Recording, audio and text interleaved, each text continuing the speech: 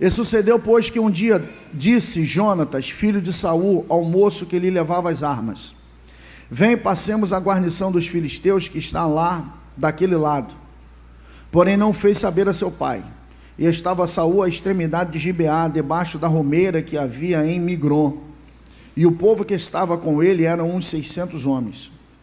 E Aías, filho de Aitube, irmão de Icabode, o filho de Finéias, filho de Eli, sacerdote do Senhor em Siló, trazia o éfode, porém o povo não sabia que Jonatas tinha ido. E entre os desfiladeiros pelos quais Jonatas procurava passar a guarnição dos filisteus, deste lado havia uma penha aguda e do outro lado uma penha aguda, e era o nome de uma Bozês e o nome da outra Sené. Uma penha para o norte estava defronte de Miquimais, e a outra para o sul defronte de Gibeá. Disse, pois, Jonatas ao moço que lhe levava as armas: vem, passemos a guarnição desses circuncisos. Porventura operará o Senhor por nós, porque para o Senhor nenhum impedimento há de livrar com muitos ou com poucos. Então seu pajem de armas lhe disse: faze tudo o que tens no teu coração, segue, eis-me aqui contigo, conforme o que quiseres.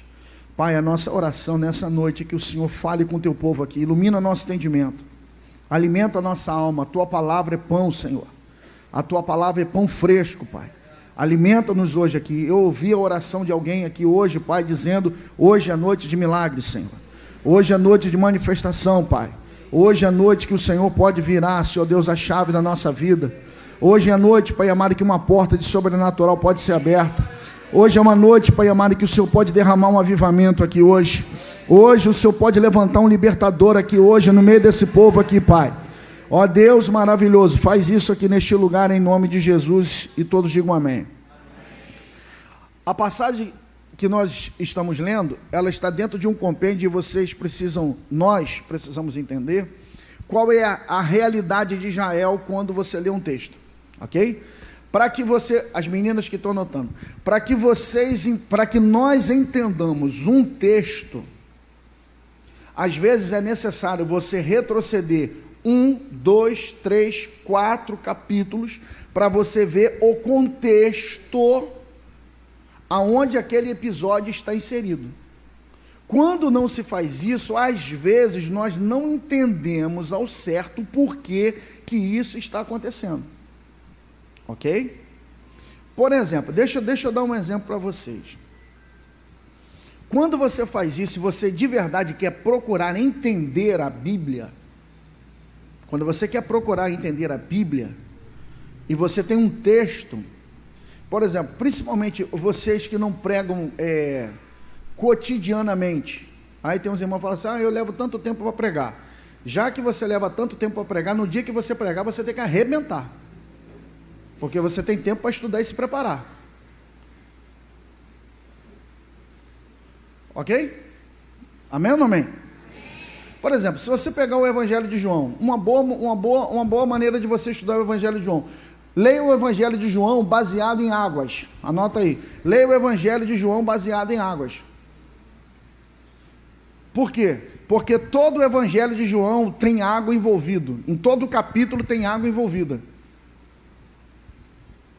Por exemplo, uma outra maneira de você entender. Lucas, a maioria do Evangelho de Lucas se refere à última ida de Jesus para Jerusalém. A partir do capítulo 12, é tudo a ida de Jesus para Jerusalém até ser crucificado. É tudo um período de tempo. Então você, quando lê isso, você sabe aonde está situado, qual é o sentimento que está povoando o coração de Jesus quando ele faz aquilo. Por exemplo, se você simplesmente pregar sobre cego, como é que é o nome do cego, Maline? Bartimeu.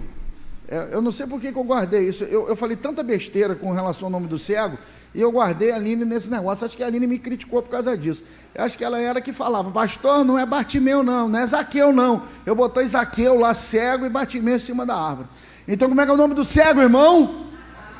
Se você pensar e você pregar só sobre Bartimeu, é apenas o evento de Bartimeu. Mas você pode pregar sobre Bartimeu sob a seguinte ótica: Jesus está subindo para Jerusalém para ser morto. Ele sabe que ele vai ser morto, mas no meio do caminho, mesmo sabendo que vai ser morto, ele opera um milagre para curar. Ou seja, meu problema não impede que meu ministério seja manifesto. Eu tenho problema, mas não quer dizer que porque eu tenho problema, eu não posso ajudar outro que tem problema. Viu? Entende? Quando você compreende o contexto, a elucidação do texto fica mais fácil. Certo? Amém? Então, quando a gente chega aqui, nós precisamos entender que 1 Samuel é o começo do reinado, o governo de reis em Israel, certo? Começa com Ana, para poder mostrar o nascimento de Samuel, que é o camarada que faz a passagem dos juízes para os reis, beleza? Então Deus coloca um camarada ali, o nome dele é Saul. Saul é para reinar, mas Saul, para reinar, ele tem um inimigo, 2 inimigos ali que ele precisa resolver. Não são 3, não são 4, não são 5. Tem outros inimigos que serão derrotados, mas Deus, escuta isso, Deus coloca Saul para, coloca aí, Deus coloca Saul para, derrotar Amalequita e derrotar Filisteu. Vou repetir, Deus colocou ele ali para derrotar o Amalequita, os Amalequitas, e para derrotar os filisteus. Ele pode ter um monte de outras coisas para fazer, mas a principal é isso. Então olha para mim aqui, qual é a função principal da sua vida? Botou? Anotaram, meninos? Qual é a função principal da sua vida? 2, me responda isso, para que você nasceu? Para que você nasceu? Você nasceu para quê? Um dia, uma moça, ela fazendo gabinete comigo, ela falou uma declaração que eu achei fantástica a respeito do nascimento dela. A respeito dela. Ela disse assim: pastor, eu nasci para ser mãe. Eu vou casar para ser mãe. Meu papel, minha missão, eu sinto isso, a minha missão é ser mãe. Entendem isso? Então tem mulheres, o objetivo dela é dar à luz àquele indivíduo, entendeu? Não é construir casa, construir prédio. Deus a trouxe ao mundo para que ela fosse mãe dele. Mãe dele. Gerar, dar luz, criar, proteger e educar e preparar esse indivíduo para aquilo ali. O papel dela é esse. Ela pode ser bancária, ela pode ser médica, ela pode ser advogada, pode ser tudo, mas o papel dela, que Deus quis que ela nascesse, estou dizendo dessa pessoa, é essa função. Você precisa saber para o que você nasceu. Para o que você nasceu? Quando você sabe para que você nasceu, você começa a se especializar em algumas coisas e começa a abrir mão de outras. Quando você tem funções demais, acaba que alguma delas não será bem feita. E às vezes você deixa de executar aquilo para o qual Deus chamou você. Então entenda uma coisa: ativismo não quer dizer que você está tendo sucesso na obra de Deus. Tem pessoas que precisam desse ativismo. Eu preciso fazer alguma coisa. Eu preciso fazer alguma coisa. Eu preciso fazer alguma coisa. E quer estar fazendo alguma coisa. Mas às vezes esse ativismo, você tem tanta coisa fazendo que aquilo para o qual que Deus chamou você de verdade, você não faz. E Deus não cobrará de você o que Ele não te chamou para fazer. Mas Ele não vai liberar nenhum milímetro daquilo que Ele colocou na tua mão para fazer. Ok? Então você precisa saber para que você nasceu. Quando você sabe para que você nasceu, você tem que ser bom. Coloque isso aí. Eu tenho que ser bom naquilo que eu nasci para fazer. Eu tenho que ser bom. A minha pergunta, olha para mim aqui. Tu é bom no que você nasceu para fazer? Tu é bom ou não é? Pergunta para o irmão, tu é bom no que você faz? Pergunta para ele, tu é bom ou não é bom? Tu é bom? Sério, irmão, pergunta aí, ué. Tu é bom ou não é, tu é bom ou não é bom? É. Igor, você toca a bateria? Toca. Se eu botar ali, tu toca. Tu toca ou não toca? Tu toca. É. Quando você entrou na igreja, tu tocava a bateria? Você toca a bateria ou não toca? Fala que toca. Toca. Você é bom tocando bateria? Não. Mas na guitarra ele é o quê? É o melhor. Entendeu? Ele sabe tocar bateria, mas na guitarra ele é o melhor. Você precisa entender, você pode saber fazer alguma coisa, mas naquilo, o que você é o melhor? Você precisa definir isso, em que você é o melhor. Qual é o assunto que você é predominante no falar? Escute isso, pastor tem essa coisa, pastor Kiki me fez a pergunta, eu estou falando isso, ele me perguntou isso hoje, ele falou assim, profeta, qual é o assunto que você gosta de falar? Eu falei, meu irmão, para falar para você, eu falo até sobre ministério infantil. Ué, ok? Falei para ele, me dá o tema, me dá a direção e deixa Deus operar. Pronto, acabou. Tirou onda. O que você quer que eu fale? Pronto.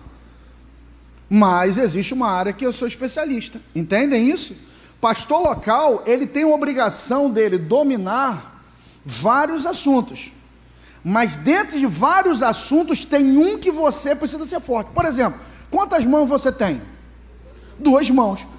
Qual é a mais importante para você? As duas. As duas são importantes, certo?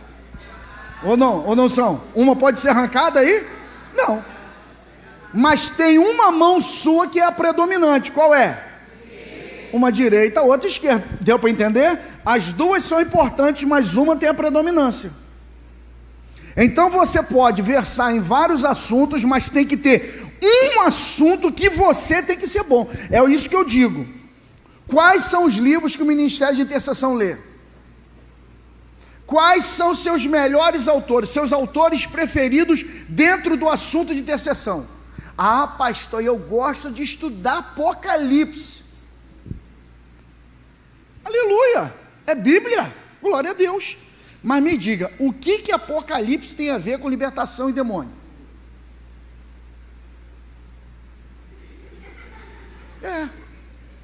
Ok? Então, vocês estão pegando o que eu estou falando? Então, dentro da sua área, você tem que saber quem é a pessoa predominante nessa área aqui. O que você lê, escuta isso, o seu chamado e o seu dom vai determinar com quem você anda, o que você lê e o que você vê. Certo? Por exemplo, quem é o melhor professor de canto do Rio de Janeiro para cá? Eles tinham que saber o ministério de louvor.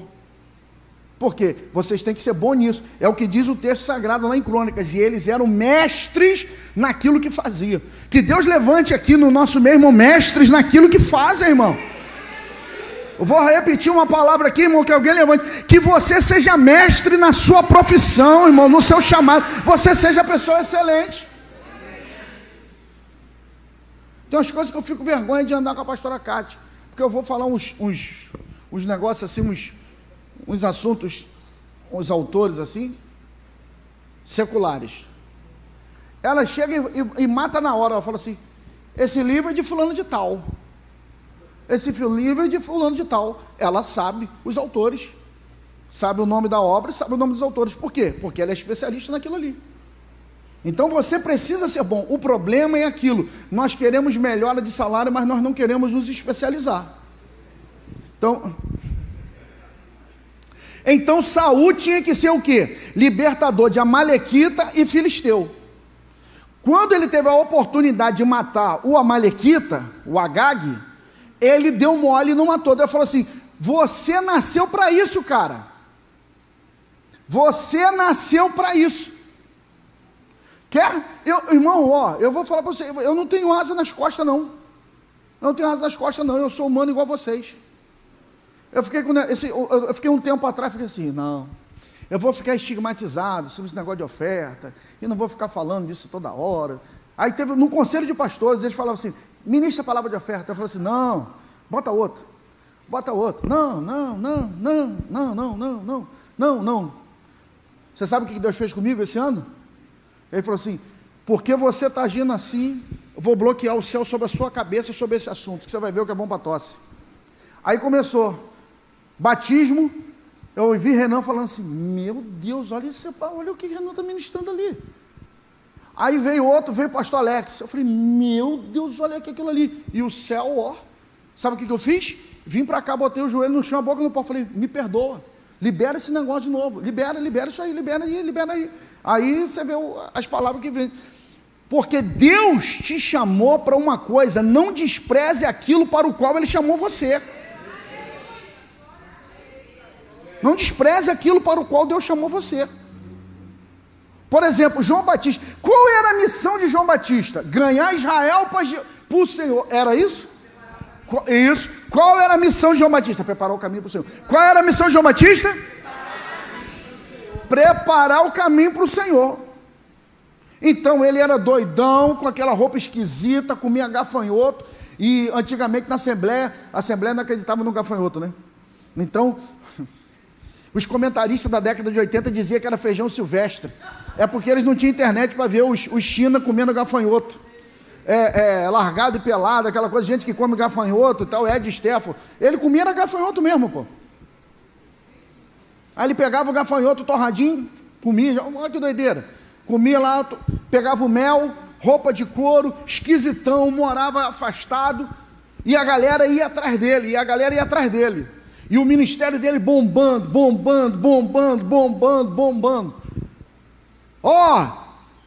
Eis que vos batizo com água, mas virá um após mim que vos batizará com o Espírito Santo e com fogo. A este eu não sou digno de desatar a correr das suas alparcas. Daqui a pouco ele olha na fila.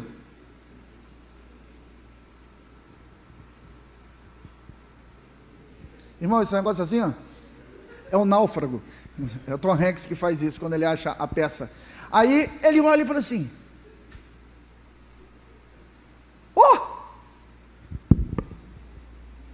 eu careço de ir a ti, mas tu vens a mim?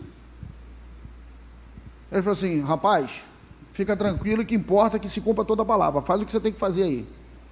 Porque em 30 anos, Jesus, quando se submeteu à autoridade de João, ele foi promovido o que 30 anos não fizeram por ele.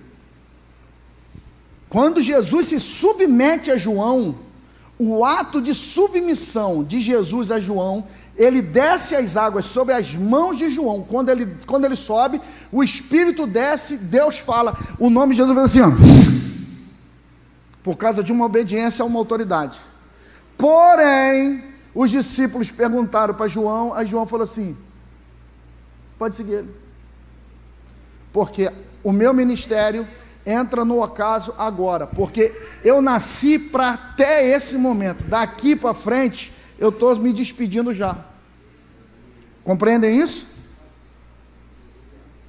Então Deus chamou Saul para aquilo ali, e Saul errou naquilo, e Deus disse: porque você errou no propósito da sua vida, eu renego você como rei de Israel. Primeiro, cumpra o seu propósito, para depois Deus te acrescentar outra coisa na sua vida. Outra coisa, peça perdão a Deus por você ter renegado o seu ministério.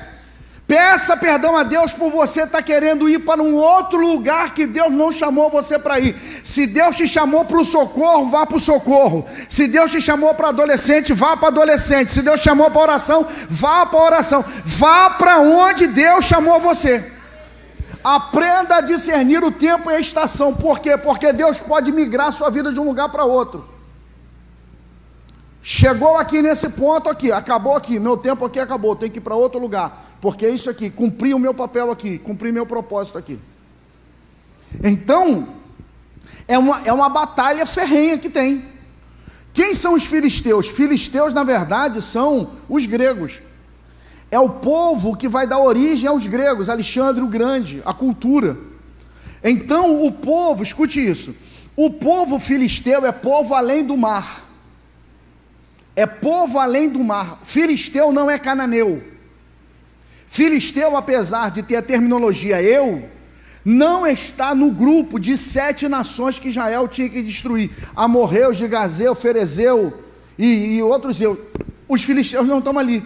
Filisteu é uma outra classe que aparece do mar, vem de longe para tomar território. E Saul é o cara que Deus está chamando para ele resolver o problema. É isso, Saul é o homem chamado para resolver problema. E quem resolve o problema é rei. Deus vai te recompensar pelos problemas que você resolve. Seu marido vai recompensar você, minha irmã, pelo problema que você resolve. Aleluia! E não é lavar e passar só não. Amor, carinho, filhos. Por quê? Porque uma boa mulher sempre devolverá aperfeiçoado aquilo que você dá a ela. Aí, prega sobre isso, irmãs. Quero ver vocês pregar sobre isso no dia de culto de mulheres. Prega aí, ó. Uma boa mulher sempre devolve aperfeiçoado aquilo que entrega na mão dela. O marido faz compra no supermercado e entrega para a mulher. Ela pega a compra e transforma em quê? Numa refeição. O marido pega uma casa de tijolo, madeira, seja o que for, entrega na mão da mulher. Sabe que ela transforma aquilo no lar. O marido pega a sua semente, o seu sêmen e entrega à mulher. Ela entrega a ele um filho e traz a ele uma família. Por quê? Porque a mulher tem a capacidade de melhorar tudo aquilo que é entregue a ela. Aí fala para alguém, as irmãs falam assim, sou eu, pastor. Fala aí, irmã, sou eu, pastor, sou eu, pastor. Sou eu, eu melhoro aquilo que eu entrego, aquilo que me entrega. Então deixa eu olhar para você, para o seu marido. Deixa eu olhar para o seu marido. Ele está melhorando ou piorando? Ué, sério. O que a mulher é do homem? Segundo a Bíblia. A mulher é o que do homem? Não, gente. Coroa. O que a mulher é do homem? A coroa. Certo? Então, se a mulher é a minha coroa, e coroa faz o quê? Enfeita, embeleza, engrandece ao rei. Então, meu chefe, deixa eu olhar para a coroa que está perto de você. Não literalmente falando. Se a coroa está brilhando ou não está. Se está amassada ou não está. Se está capengada.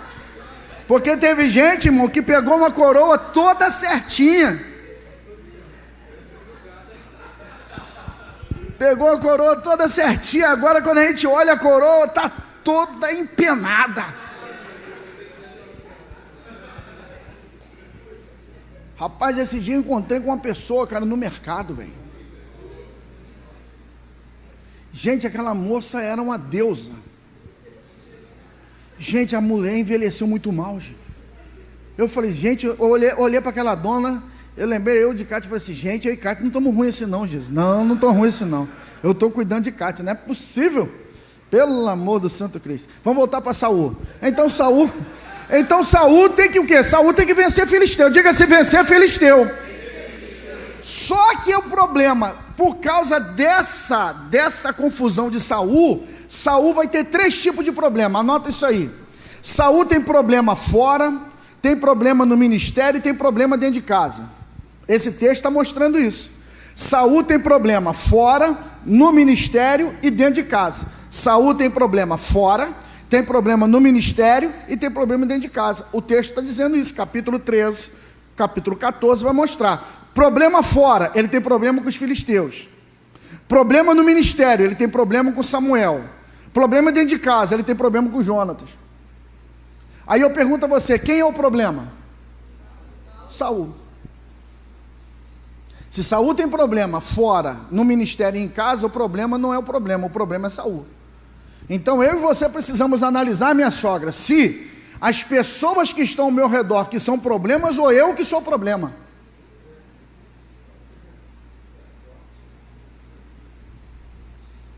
Como é que pode isso? Todo mundo que se relaciona com essa pessoa é problemático.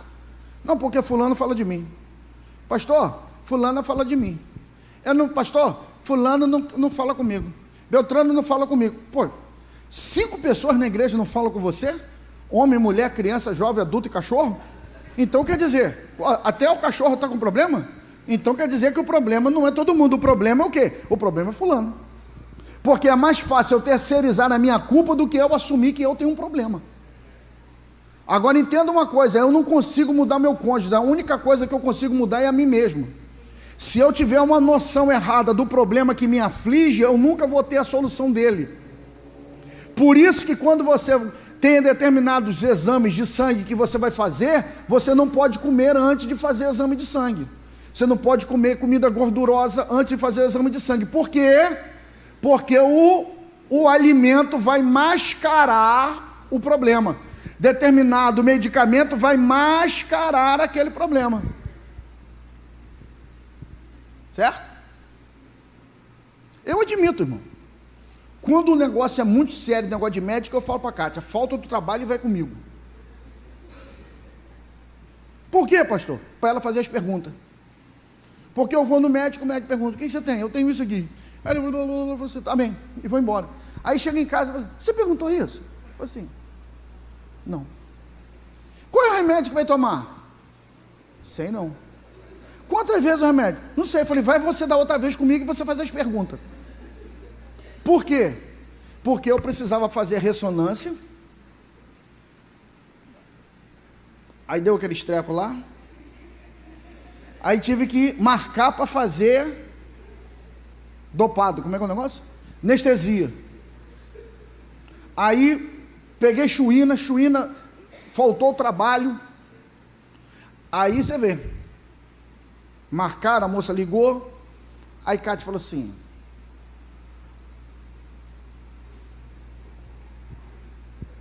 você tem que fazer jejum? Eu falei assim, eu sei disso não. Ninguém falou nada não. Ó, eu acho que tem que fazer jejum. Ninguém falou nada. Chegou de manhã, o que eu fiz? Tomei café, comi pão, fui embora. Pão. O pão olhou para mim, eu olhei para o pão, uma desgraça. Fui embora. Chegou lá em Copacabana, maluco, 2 horas de trânsito. Eu pronto lá para poder ser desmaiado. Aí o cara olhou para mim e falou assim, o senhor está em jejum?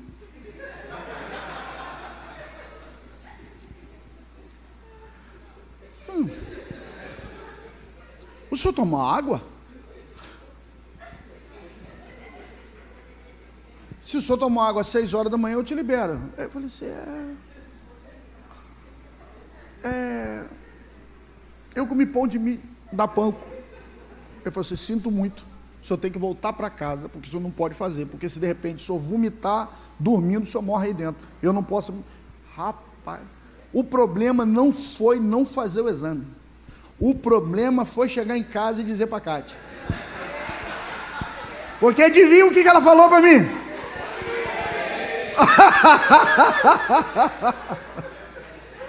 Entendeu? É isso aí, vai. Aí você vê, aqui ó, tem um problema aqui, cara. O problema não é o médico, o problema sou eu que não sei perguntar. Já que eu não sei perguntar, meu irmão, deixa eu colocar alguém que saiba fazer um negócio por mim, cara. Amém, gente? Amém. Então o problema, chefe, o problema não é os outros, o problema está em você, ué. E Saul tem problema. Por que ele tem problema? Ele tem problema com os filisteus porque é o inimigo. Ele tem problema com Samuel porque ele não respeita mais a autoridade de Samuel. E ele tem problema dentro de casa por quê? Porque tem alguém que está tendo mais visão do que ele dentro de casa. Não é a sua esposa que é insubmissa a você, é que você está tão cego espiritualmente falando que a tua esposa está enxergando mais do que você. Então vamos embora. Mais um ponto a se destacar. Saul tem problema com Samuel, o sacerdote profeta. Abre a sua Bíblia aí, 1 Samuel 13, 13, 14. 1 Samuel 13, 13, 14. 1 Samuel 13, 13, 14. 1 Samuel 13, 13, 14. Vamos lá. Então disse Samuel a Saul: procedeste neciamente e não guardaste o mandamento que o Senhor teu Deus te ordenou, porque agora o Senhor teria confirmado o teu reino sobre Israel para sempre. 14. Porém agora não subsistirá o teu reino, já tem buscado o Senhor para si um homem segundo o seu coração, e já lhe tem ordenado o Senhor que seja capitão sobre o seu povo, porquanto não guardaste o que o Senhor te ordenou. Então Saul agora tem problema com Samuel. Saul está por conta com Samuel. Aí o que acontece? Samuel, vaza fora. Samuel fala assim: tu não me ouve? Tu não me ouve? 1 Samuel 14, 3 agora, 14, 3. Anota isso aí, que isso é importante, marca isso. 14, 3.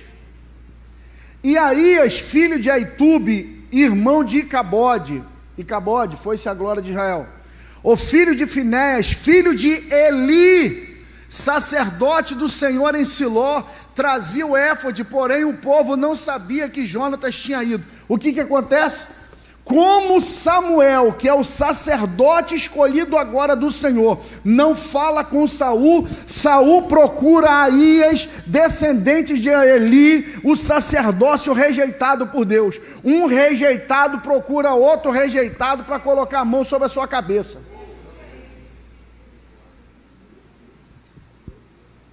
Porque os iguais se atraem. Vou repetir: os iguais se atraem. Uma das leis da liderança de John Maxwell é a lei da atração. Você não atrai o que você quer, você atrai quem você é. John Maxwell diz que quando o pastor anterior da igreja que ele assumiu era o pastor era músico profissional, de orquestra e tal, musical. Ele disse que a igreja tinha músico para dar de pau, toda hora chegava um músico. Por quê? Porque o pastor era o quê? Músico. Quando esse pastor foi aposentado e a igreja o escolheu, porque os Estados Unidos tem isso, fizeram entrevista com ele para ver se ele ia assumir a igreja. A primeira pergunta: o senhor toca instrumento? Ele falou assim: não, gosto de música, mas não toco instrumento. Aí o que aconteceu? Ele disse que depois de um período que ele assumiu a igreja, drasticamente a chegada de músicos foi diminuindo. Chegava, eles ainda tinham muitos músicos por causa do trabalho do anterior, mas ele não conseguia atrair tanto músico quanto o outro. Aí o que ele fala? Mas em contrapartida chegaram líderes a dar de pau na igreja. Por quê? Porque o ministério dele era de líder. Então, se você é bom em uma área, você vai atrair pessoas de acordo com aquilo que você tem no seu interior. Então Saul está rejeitado, ele tem problema com Samuel. O que ele quer? Ele quer um outro rejeitado, porque esse sacerdócio está rejeitado. Eu sou rejeitado, deixa eu procurar um outro rejeitado. Por quê? Porque ele não quer, escute isso, ele não quer se submeter à direção de Samuel, mas ele quer que alguém esteja com a mão sobre a sua cabeça. É gente que quer estar na igreja, gosta do ambiente da igreja, mas não quer se submeter à correção e à submissão ao que diz a palavra de Deus. Então é mais fácil eu procurar um outro lugar que tem um monte de coisa errada para eu me submeter lá. É por isso que as pessoas... deixa eu falar uma coisa para vocês que há muitos anos eu não falo aqui. Existem demônios que se manifestam. E cada vez mais nos cultos de quinta-feira vai ter essas manifestações. Para quê? Para ter libertação. Para que não fique escondido, para ter libertação. Mas tem demônio que não se esconde, não se manifesta. Sabe disso? Porque você sabe qual é o ser mais rebelde que existe dentro da criação? O homem. Toda a natureza se submete a Deus. O único que é rebelde é o homem. A baleia engole o cara.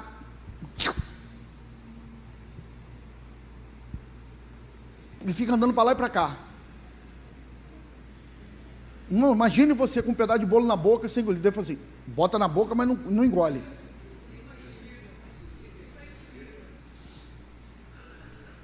Três dias com aquele negócio na boca. Aí Deus fala assim: não devora. Agora vai lá na praia de Nínive e vomita ele. O que a baleia fez? Obedeceu. As vacas que puxavam os carros de boi, o carro de boi com a arca, com cria nova, elas sabendo que iam morrer, elas iam chorando, diz o texto sagrado, mas elas obedeceram.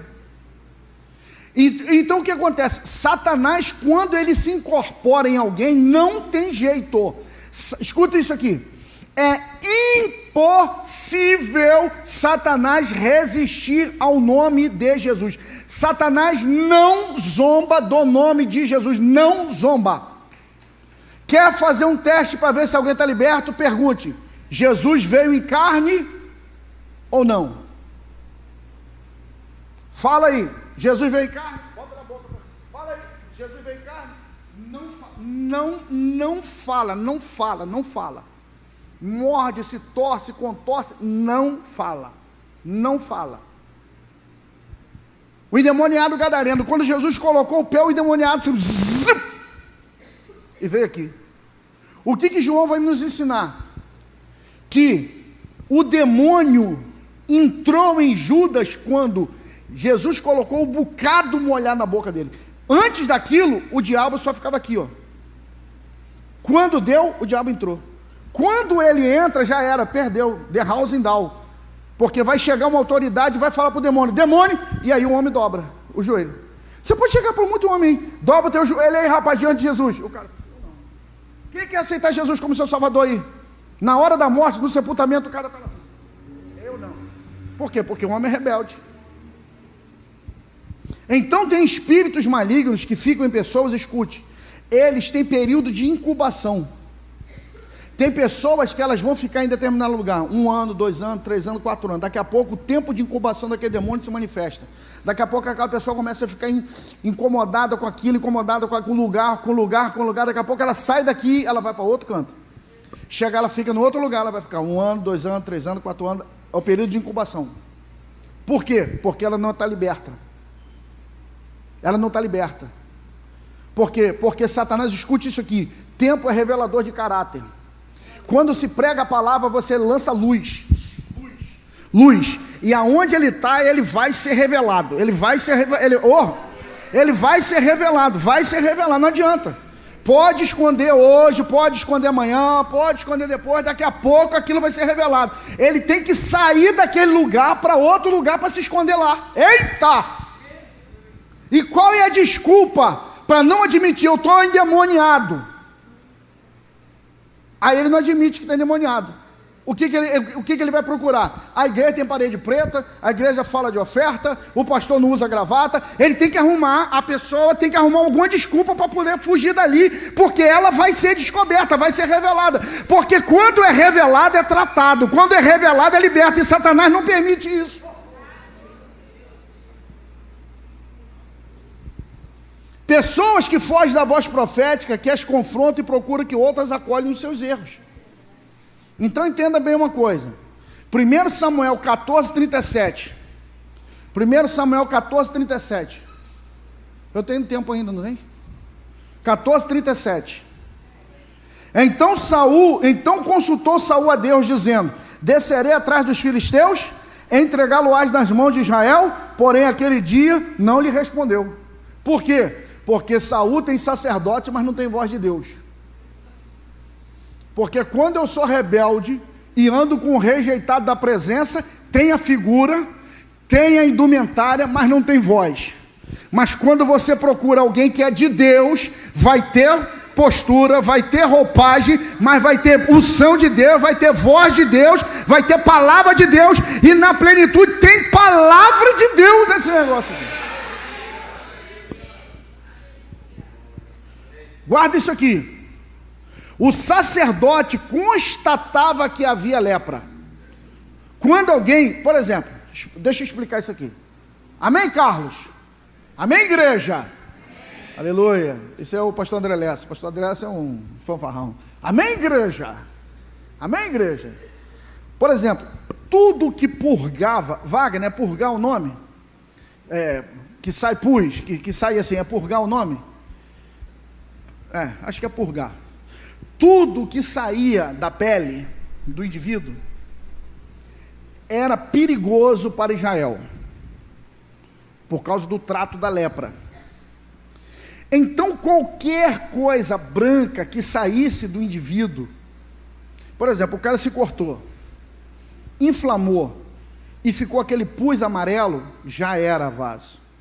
O cara vai ter que ser trancado 7 dias fora do arraial para ver se aquilo ia para frente. Por quê? Se desse contaminação, já era, acabou. Entendeu? Isso é microbiologia em Deuteronômio. Aí o que acontece? O camarada chegava lá e está saindo um pus aqui, está saindo uma substância aqui, está branco. Pegava essa pessoa, colocava num lugar. Aí eu ia falar com o que parece uma religião de origem afro que faz isso. Eles estão baseados nisso aqui, só que é para o demônio. Aí ele ia para lá. Quem é que dizia se aquilo era pus ou era lepra? O sacerdote. O sacerdote olhava e falava assim: é pus, é só lavar com água corrente, lava com água viva. Água viva é água corrente, ok? Lava com água viva, mantém limpo, que aí está liberado. Opa, é lepra, não vai entrar mais no arraial. O sacerdote só tinha o poder de constatar se era lepra ou não. Quem retirava a lepra, só profeta. Então tem muita gente que anda com você só constatando qual é o seu problema, mas não tem unção de Deus para retirar o problema que você tem. Tem pessoas que só têm, por exemplo, médico cura alguém? Vamos lá, médico cura alguém? O médico disse: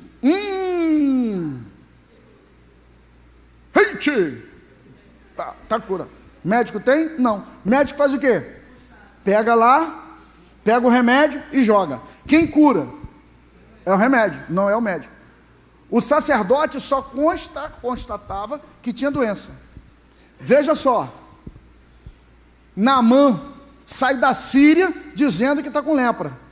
Ele vai procurar o sacerdote? Não, ele vai procurar quem? Profeta. É a unção. A unção, um tem unção para uma coisa, o outro tem unção para outra coisa. Por isso as duas linhas precisam ter dentro da igreja. Na igreja precisa ter o mestre da palavra. Na igreja tem que ter o camarada que cuida dos doentes, o camarada que aconselha os doentes, que orienta o doente, mas tem que ter o profeta que clama a Deus e a cura vem, a libertação vem, a glória vem. Tem que andar dentro da igreja.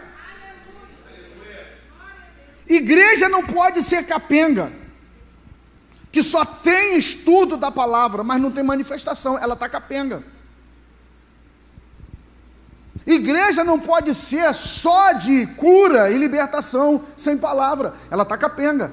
A igreja, ela é equilibrada, juntas e medulas. Por isso que você não pode desprezar o porquê, o que Deus chamou você para fazer.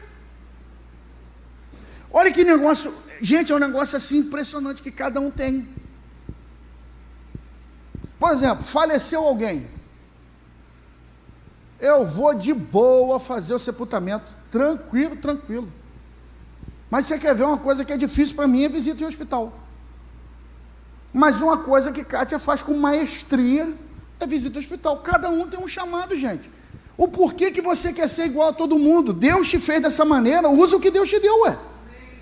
Diga, meu irmão, fala para o teu irmão, e usa o que Deus te deu, vaso, usa o que Deus te deu, ué. Amém? Então vamos embora. Dentro dessa passagem do versículo 14, feita a introdução, Israel estava em desvantagem tecnológica. Vamos lá. Israel estava em desvantagem tecnológica. Capítulo 13, versículo 19 e 20. Bíblia aberta. 1 Samuel 13, 19 e 20. Vamos lá. Olha lá. E em toda a terra de Israel, nenhum ferreiro se achava, porque os filisteus tinham dito, para que os hebreus não façam espada nem lança. Verso 20. Por isso todo Israel tinha que descer aos filisteus para molar cada um a sua relha, sua enxada, seu machado e seu sacho. Isso aqui é uma coisa, aí você vê, alguém lê aquilo ali, passa batido. O que eu vou aprender com isso aqui, pastora Magnoli? Escute isso aqui. Quem colocou Israel na terra de Canaã? Deus. O que Israel comia no Egito? Qual era a dieta deles? Cebola, pepino, alho poró e talvez melão. Certo? Aí Deus, quando manda eles para a terra prometida, pastor Renan, isso aí não é meu não, tá? Isso é pastor Renan. No Egito eles pegam tudo que é da terra, de baixo. Na terra de Canaã eles pegam tudo que é de cima. É figo que vem de cima, é uva que está pendurada, é romã que está pendurada, tama que está pendurada. No Egito pega a coisa de baixo, em Canaã pega a coisa que é de cima. Ok? Agora vamos lá, vem comigo aqui. Então Deus muda para eles, Deus muda a dieta. Falou, a dieta. Fala assim, Deus mudou a dieta. Então fala para três irmãos, Deus vai mudar a tua dieta. Fala aí sério, irmão, profetiza. Se você não quer, eu quero. Se você não quer, eu quero. Tu vai sair do ovo para ir para o camarão. Tu vai sair da carne de segunda para a carne de primeira, irmão. Ô glória, uma picanha, irmão. Ô glória.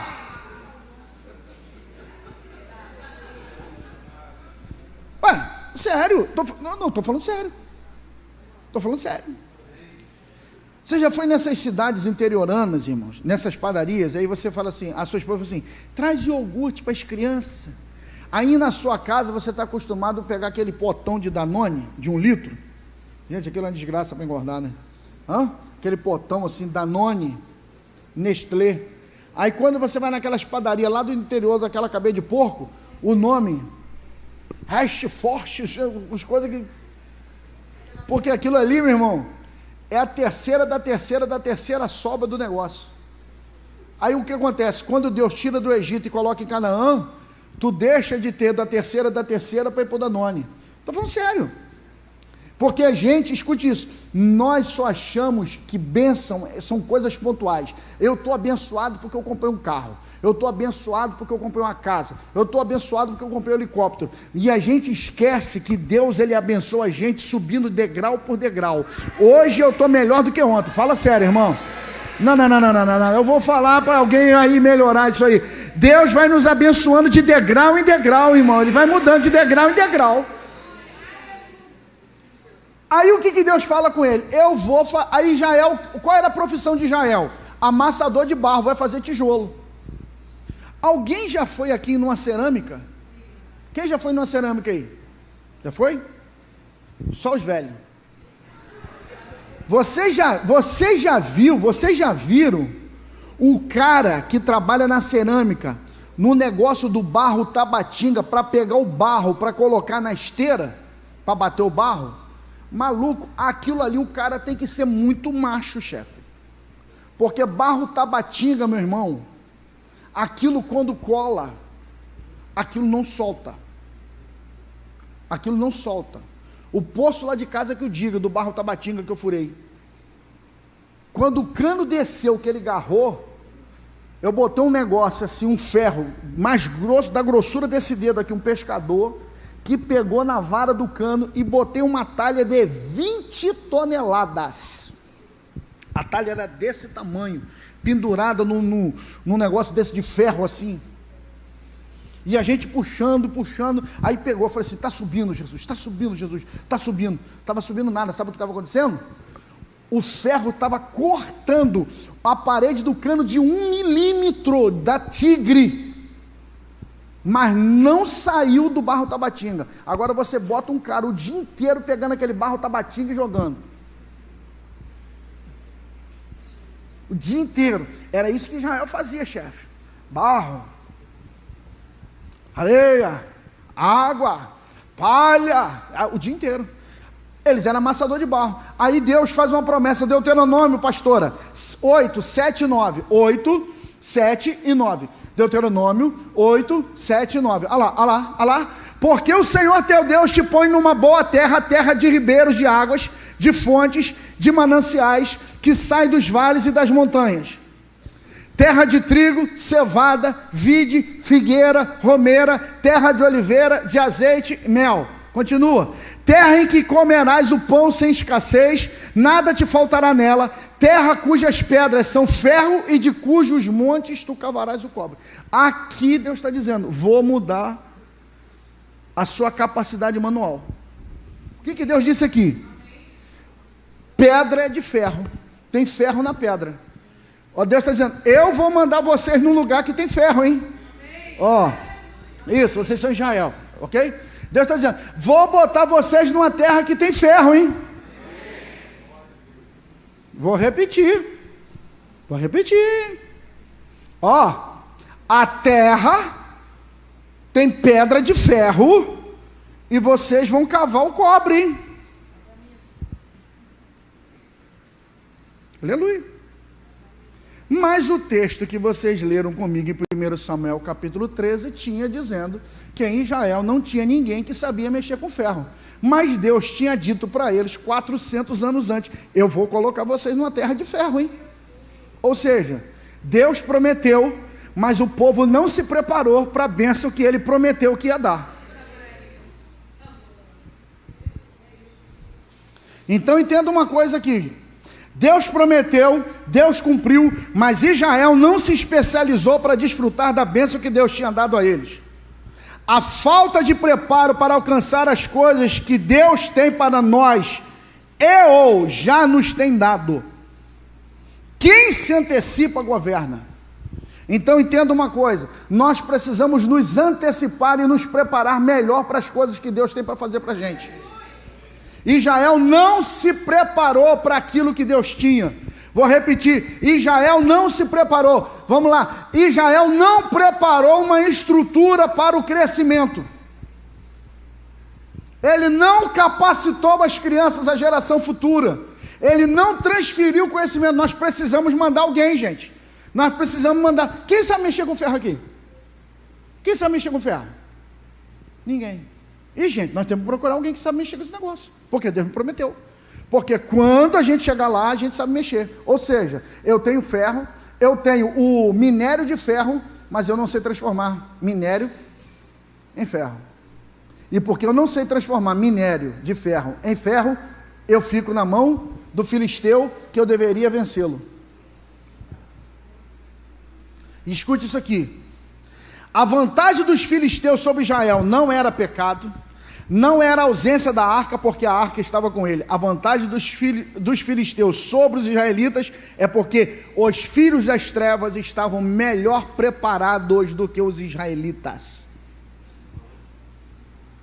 Então não me vem com essa conversa, se você não estuda, se você não se prepara, vem para cá para fazer consagração, oração, pedir para o pastor Ailton orar, para Deus tirar aquele camarada lá fora, que estudou, que se preparou, para tirar ele do lugar, para colocar você que não se preparou. Ai, pastor, assim não. Mas, pastor, fulano fez PH.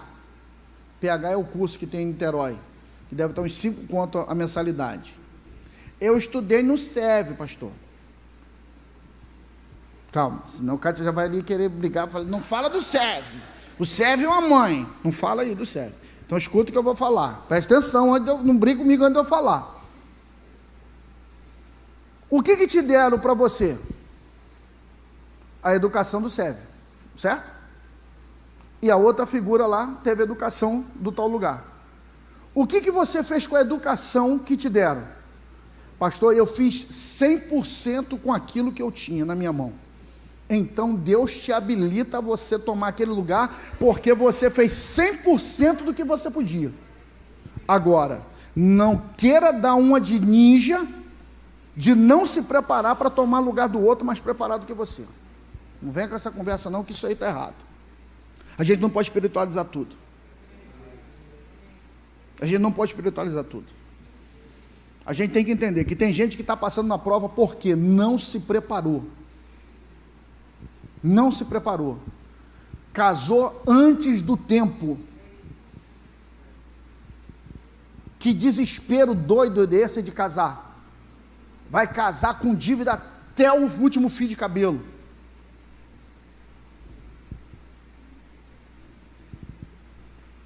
Vocês sabem que a segunda maior causa de divórcio no país é a questão financeira? Se prepare, vaso. Se prepare para aquilo que Deus tem para você. É o que eu digo a você, meu irmão. Uma coisa é o pastor Renan que tem que pregar aqui quase toda semana aqui, direto. E não tem essa conversa mais não. Passou o tempo da pastora Fernanda. Pastor, o senhor tem que me avisar 2 meses de antecedência. Não tem mais essa conversa não, Fernando. Domingo tu vai pregar. Hã? Domingo você vai pregar. Obreiro bom. Hã? E isso, então.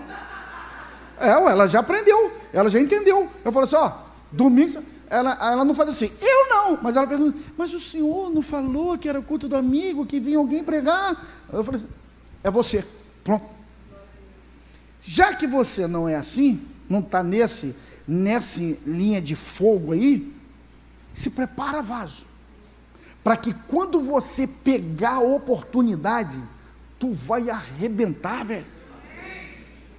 Tu vai arrebentar. Pega o que você faz e faça com excelência. Seja bom. Escute, irmão. Deixa a excelência entranhar em você. Olha para 3 irmãos e fala assim: seja excelente em tudo que você fizer. Fala para o seu irmão: seja excelente em tudo que você fizer. Fala a verdade aí, irmão. Seja excelente em tudo que você fizer. Quantos dentes tem um garfo? Mas tu tem um garfo bonito na tua casa. Aquele garfo top. De tanto tu usar o garfo, um dente do garfo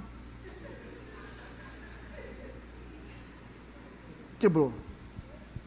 O que tu faz com o garfo? Joga fora, vaso. Ah, não, pastor. Eu fico usando ele. O chuveiro queimou a resistência. Aí Marcelo foi na sua casa e falou assim: isso aqui não tem mais jeito não. Você tem que botar um outro chuveiro.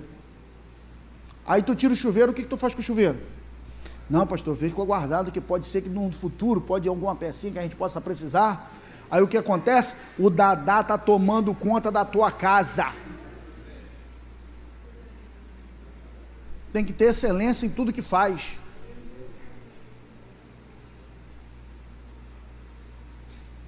Esse dia estava eu e Kátia só em casa.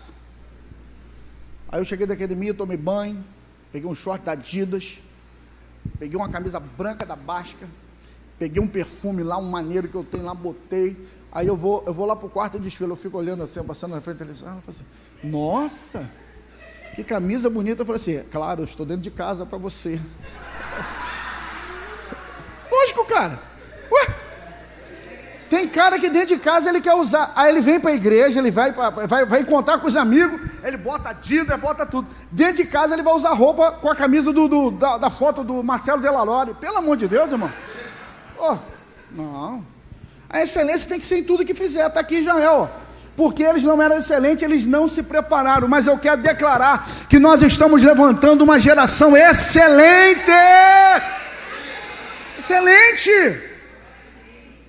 Irmão, na verdade, eu ainda nem entrei no que eu queria falar mesmo com vocês, mas pronto. Não, a outra... semana que vem não tem mais, né? Hã? Não, por causa do horário. Hã? Não, vocês vão me enrolar. Mas o que eu vejo com relação a isso aqui? Presta atenção nisso. Saul era líder. Saul era o cabeça, mas o cabeça estava confuso. E Jonatas ficou olhando e falando assim, ele está olhando a situação, preste atenção nisso aqui, escute isso aqui, por favor, preste atenção todos vocês que estão aqui, pastores auxiliares, discipuladores, obreiros, preste atenção nisso aqui que eu vou falar para vocês. Saul não está no seu melhor momento, os filisteus estão oprimindo, porque os filisteus eram muito melhores do que Israel nessa época. Mas Jonatas, o que Jonatas faz?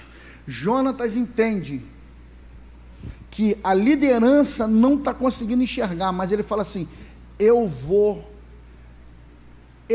conseguir uma oportunidade. E ele olha, escute isso aqui, o texto fala que existia, aí a gente lê as duas penhas, e a gente não sabe entender direito, Bozez e, como é que é o outro nome? Sené. Bozez e Sené. Isso aqui, gente, não é uma estrada. Isso aqui são duas montanhas. Isso aqui é um penhasco. Isso aqui é um penhasco. Bozez e Sené. Um penhasco, e lá em cima tem uma vitória. É um caminho para a vitória. Bozez, branco resplandecente, a luz batia, aquilo era brilhante, mas Sené significa espinhoso. Então o caminho da vitória que eu e você trafegamos vai alternar entre aquilo brilhante e espinho. Tem hora que vai ser brilhante e tem hora que eu vou ter que encarar o espinho. E Jonatas não está correndo, Jonatas está vamos lá, ele está escalando. Os filisteus estão ali em cima ali, ó. E ele está subindo. Está subindo. E ele chega e fala assim, rapaz, está ele e o jovem de armas, o pajem de arma dele. Ele falou assim, rapaz, para o senhor não tem impedimento não, rapaz, de livrar com muito ou com pouco não. Tem dois aqui. Mas o senhor está conosco e a gente, a maioria, rapaz. Bora partir para dentro deles. Bora, vamos. O que Jonatas precisava? Jonatas precisava apenas de alguém para dizer amém sobre sua coragem. Ô glória, que Jesus levante aí no meio do seu discipulado. Que Jesus levante no meio do discipulado alguém para dizer assim, amém, eu estou com você.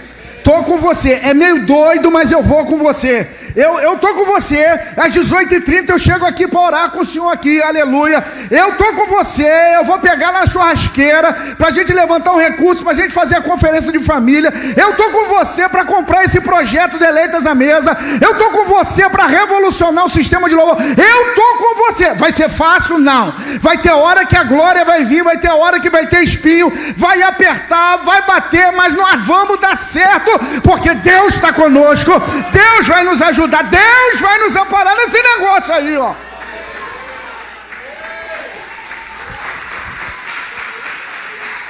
Ué. Entendeu? É isso que ele está fazendo, velho. Velho não, abençoado. Aí, o que vai acontecer? Aí ele fala assim, mas vamos ver se Deus está com a gente mesmo. Porque sinais são poderosos, gente. A gente tem que aprender a pedir sinal. Olha só. Deus, tu me quer nesse trabalho aqui? Então, esse trabalho tem que crescer. Pede um sinal a Deus. Se tu é comigo nesse negócio, tu vai fazer isso aqui, assim acontecer. Faz um voto com Deus, faz um propósito com Deus. Jonatas falou para o cara, vamos fazer o seguinte, a gente fala com eles, quem a gente é. Se eles falarem para parar, a gente parar, é porque Deus não está com a gente. Se eles falarem, vem, é porque Deus está com a gente e vai dar vitória. Beleza? Fechou. Jonatas, olha só, escuta. Jonatas está pendurado, escalando, os caras estão em cima com a espada. Ele falou assim, nós somos israelitas. Aí os caras olham e falam assim, hebreus, isso aqui é depreciativo, hebreus, pode vir que a gente vai arrebentar vocês aqui, pode vir. Ele falou assim, tá vendo? Deus está com a gente. Tentou humilhar a gente. Tentou humilhar. Se estão tentando te humilhar, chefia. Ô glória, tu está com Deus, irmão? Tu está andando fazendo a coisa certa, irmão? Fica calmo que esses dois vão transformar em 5. Fica calmo, irmão, que isso aí vai transformar na multidão. Esse GCD vai funcionar, irmão. Esse trabalho que você está fazendo vai funcionar. Esse discipulado vai crescer. Esse ministério vai dar muito fruto, aleluia. E quando chega lá em cima, o espaço é de 2.000 metros quadrados. e eles pegam lá, acho que são 100 filisteus, sei lá, acho que 100 ou 200, eles pegam lá, os dois matam os caras, os dois, eram 20, pô, aumentei pra caramba, de 20 para 200, obrigado, irmã, obrigado. Aí o que vai acontecer aqui? O barulho da vitória de Jonatas vai espalhar no arraial e vai motivar o arraial. É isso aqui que eu vim pregar. Aleluia. Deus vai levantar alguém aqui, pessoas aqui, cheias do Espírito Santo, cheias do Espírito Santo. Eu estou declarando isso por fé. Vamos, irmão, comigo aqui, aleluia. Eu quero declarar isso aqui por fé, irmão. Que Deus vai te usar de uma tal maneira que o teu testemunho vai ser tão impactante, que vai começar a despertar pessoas dizendo assim: eu quero fazer esse trabalho lá em casa também. Aleluia, aleluia. Jessiane vai vir aqui nesse altar para dizer: pastor, várias famílias procuraram a gente lá no condomínio, aceitando a Jesus. Outras pessoas vão dizer assim: eu quero, pastor Renan, fazer GCD lá em casa, porque eu ouvi o testemunho de Jessiane do negócio que aconteceu lá. Oh, glória! Amém, irmãos? Então que Deus traga avivamento. Toca aí, vamos ficar em pé, a gente fazer uma oração boa para a gente ir embora. Vamos ficar de pé, por favor, aleluia. Oh Jesus, oh glória. Testemunho não é para te engrandecer, testemunho é para adorar a Jesus e motivar a outros, oh glória. Eu oro por essa unção de ousadia nessa noite, irmãos, aleluia, que eu seja ativado, você seja ativado, nós venhamos ser ativados, oh glória.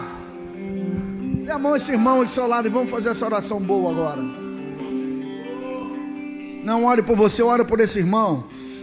Pai amado, em nome de Jesus nós oramos nessa noite, Espírito Santo, rogando a tua bênção de acordo com a tua palavra.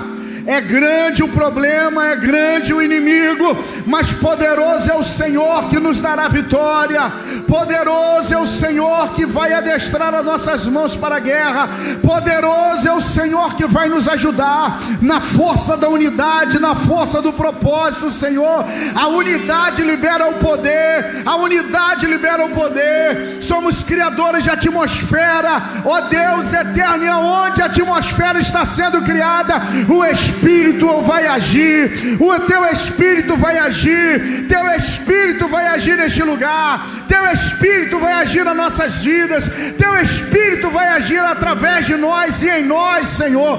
Faz isso, manifesta a tua presença, manifesta a tua unção sobre as nossas vidas, é o que nós te pedimos em nome de Jesus. E você aplauda na proporção na qual você recebe essa palavra.